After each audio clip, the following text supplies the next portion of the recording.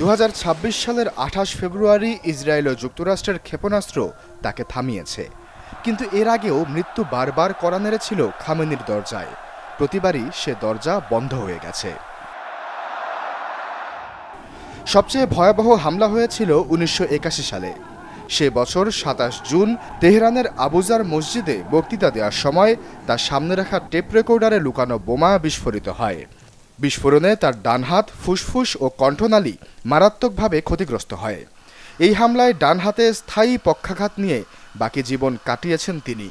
এক হাতেই কাঁপিয়েছেন বিশ্ব। টেপ রেকর্ডারের ভেতরে লেখা ছিল ইসলামী প্রজাতন্ত্রের প্রতি ফোরকান গ্রুপের উপহার। এর বাইরেও 1979 সালের ইসলামী বিপ্লবের পর থেকে একাধিকবার তাকে হত্যার চেষ্টা করা হয়েছে বলে জানা যায়। ইরান সরকার বিভিন্ন সময়ে মার্কিন সিআইএ ও মোসাদ সরকারের বিরুদ্ধেও ষড়যন্ত্রের অভিযোগ এনেছে, যদিও তার সব তথ্য কখনো প্রকাশ্যে আসেনি।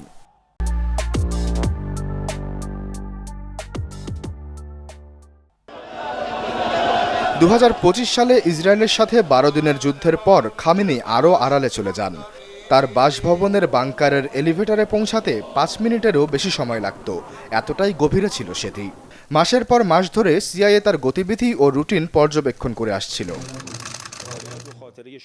সর্বশেষ হামলার আগের রাতে গোয়েন্দা তথ্যে জানা যায় খামেনি শনিবার সকালে সিনিয়র উপদেষ্টাদের সাথে বৈঠকে বসবেন। এই তথ্যই অভিযান এগিয়ে নিয়ে আসে। ইসরায়েলি যুদ্ধবিমান দিনের আলোয় তার কম্পাউন্ডে 30টি বোমা ফেলে। 45 বছর ধরে মৃত্যুকে ফাঁকি দিয়েছিলেন খামেনি। শেষ পর্যন্ত ন্যাক্কারজনক হামলায় ঝরল তার প্রাণ। আশ্বাস চৌধুরী, চ্যানেল 24।